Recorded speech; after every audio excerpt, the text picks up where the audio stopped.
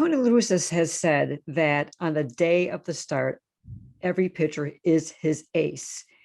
How much has that kind of settled into your mindset? I think it needs to be in all our mindsets, the whole staff. I think the whole rotation needs to think that day that they're the ace and they're going to come out and get a W.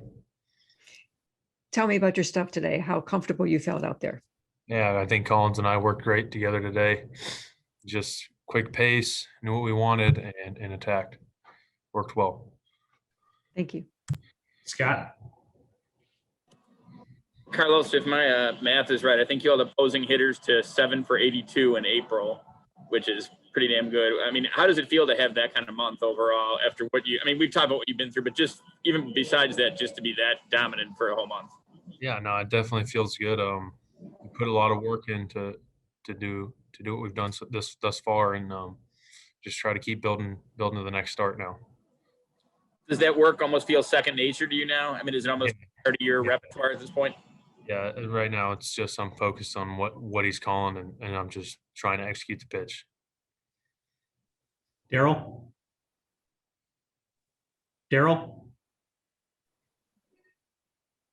Well, it's just a lot of variation on the speed, the velocity of your pitches.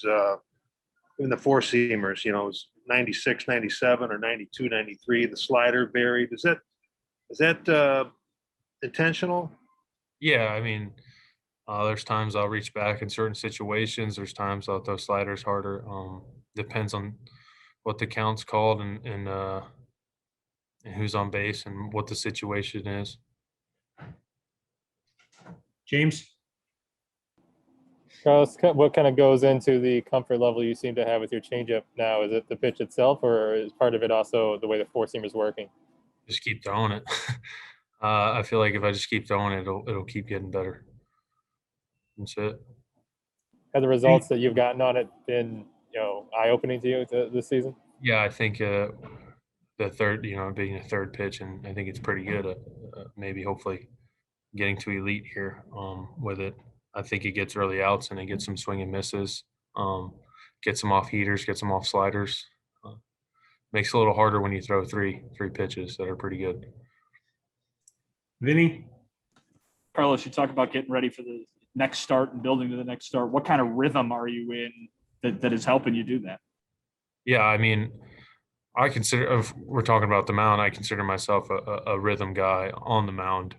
And if I get in a groove, then, I become a lot better. And I just want to carry that. Like I said, every time I go on the mound, I just want to find that rhythm and keep going.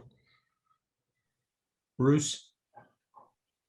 Carlos, are there any superstitions that you've had in baseball or that you have that kind of work for you? I'm not asking you to tell us because that's probably not going to work for you, but is there anything that you do on a regular basis that is habitual?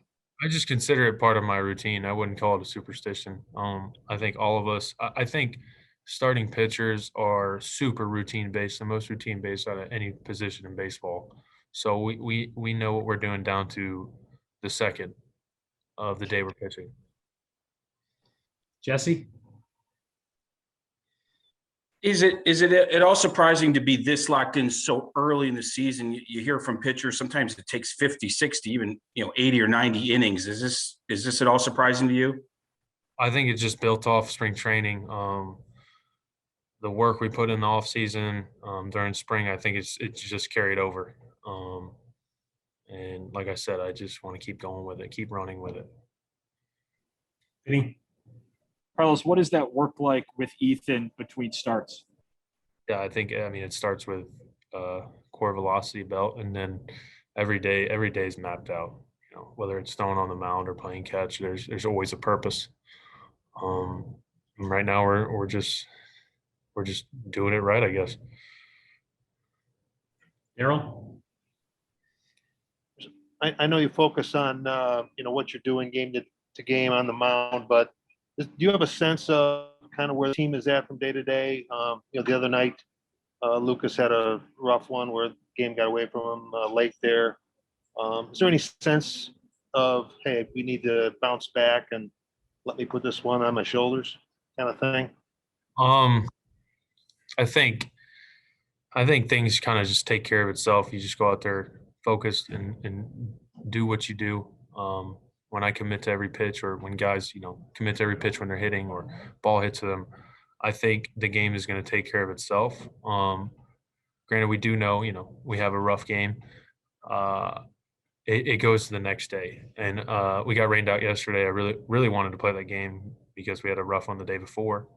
I thought Lucas threw the ball great. This game's just not easy, and knowing we lose that game, you want to come right back to the ballpark and win the next one. Thanks, Carlos. We'll talk in a few days. Thank you, guys. Everybody will have manager Tony Russa in shortly. If you have a question for Tony, go ahead and raise your hand and we'll get started once Tony has a seat.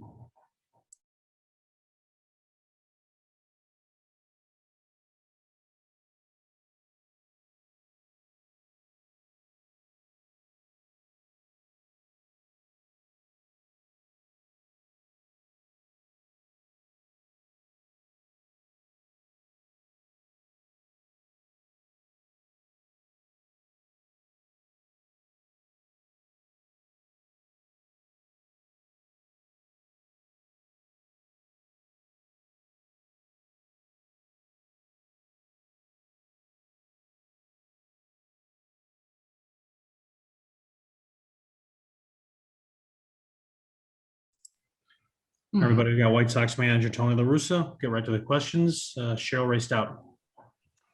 Hi, Tony. I just mentioned this to Carlos, that you have stated that whoever's your starter that day is your ace. And it seems that he has totally embraced that mindset.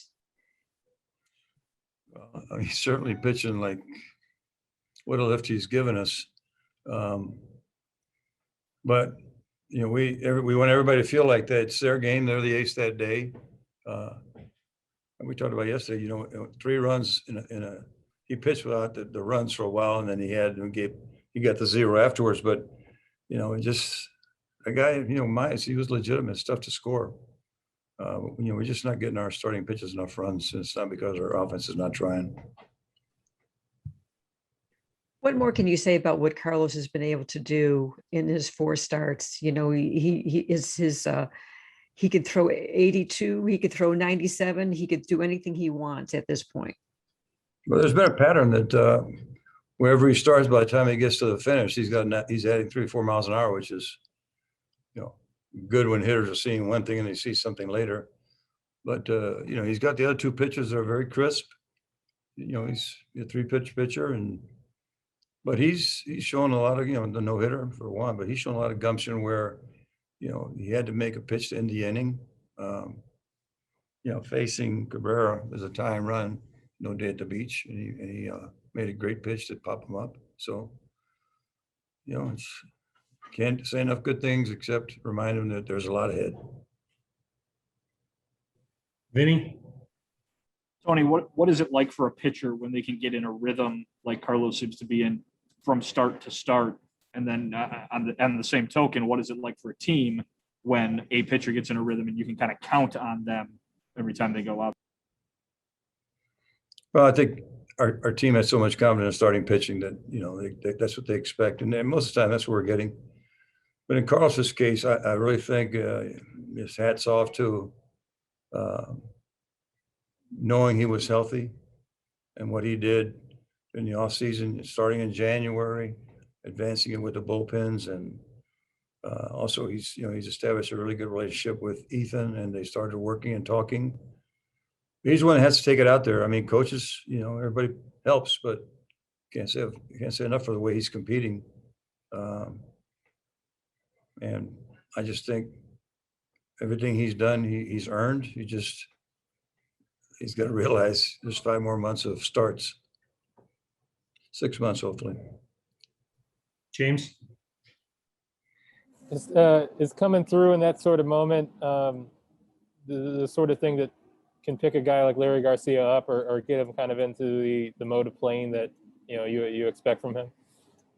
That's a great point, because a lot of what you see in some of these early struggles are guys just trying too hard. They're trying to force, and You just got to take good at bats, put the ball in play with a good swing on a good pitch to hit. Easy to say, hard to do, but you're right. He's going to start the second game in right field. But you all seen it more than I have. I've seen it some. I mean, he's a really good player when he gets going. So he'll be a tremendous asset for us. Jesse? Tony, I know what you said about everyone's kind of an ace that night, but go back to the offseason when you're looking through the roster. Did you have him for sure as a starter in your mind? And even so, did you think of him? And we all go with the labels as a 5 at that time, and obviously he's outpitched all. I can remember when I first got here, they had the organization starting with the tops, with Kenny and Rick and Jeremy, the guys that control the roster. There was a lot of painstaking conversations about, Carlos and if they non-tendered him, and they're weighing, the roster thing, and then they felt they had to, and the hope all along was, maybe we can get him back, and we're all thrilled. But I think the reason he came back was, he knows everybody here knows him, and but I just look at what he can be when he's healthy. I've seen him when he's healthy. You all have. I mean, and he's not, he's not one of those back of the rotation starters. So hope for the best, prepare for the worst. So we work hard with him. They worked hard with him, but he's doing a lot of good things out there. Thanks, Tony. We'll talk after game 2. All right.